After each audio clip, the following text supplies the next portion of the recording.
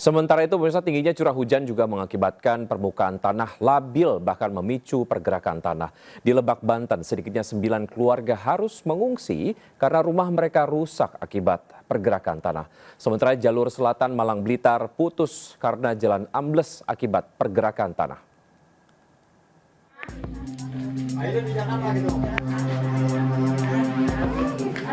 9 rumah warga rusak di Desa Prabu Gantungan, Kecamatan Cileles, Lebak, Banten.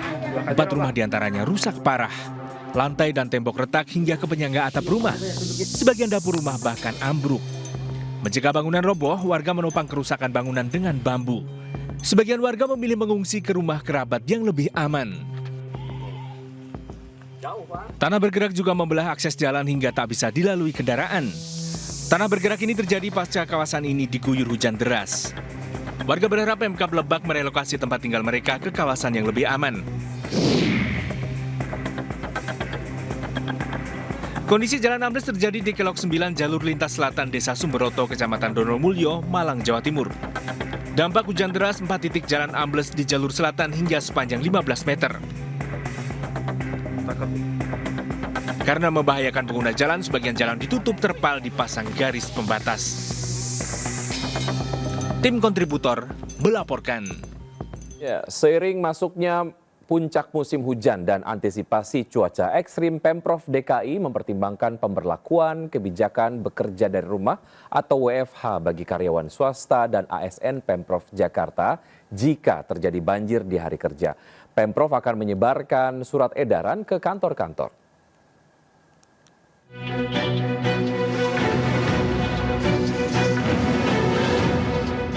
BMKG telah menerbitkan peringatan dini potensi cuaca ekstrim sering libur Natal dan Tahun Baru terutama di Jakarta.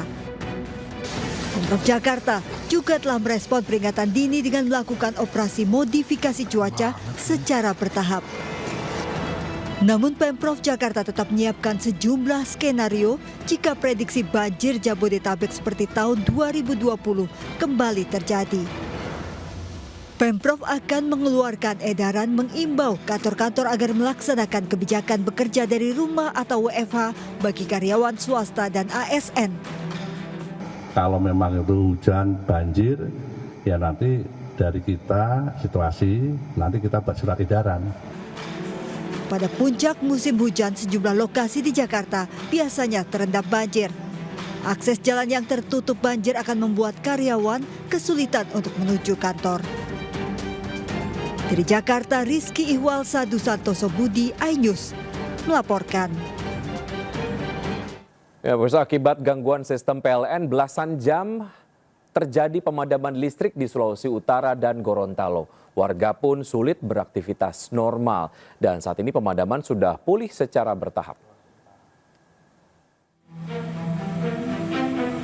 Sepanjang Rabu malam, warga Gorontalo memilih beraktivitas di luar rumah usai listrik padam sejak siang hari. Di tengah kondisi gelap gulita, hanya dengan penerangan lilin, warga memilih berkumpul di sejumlah lokasi. Tak menghiraukan gelap ditambah hujan, pedagang kaki lima juga tetap memaksakan diri untuk berdagang meski kondisinya sepi pembeli.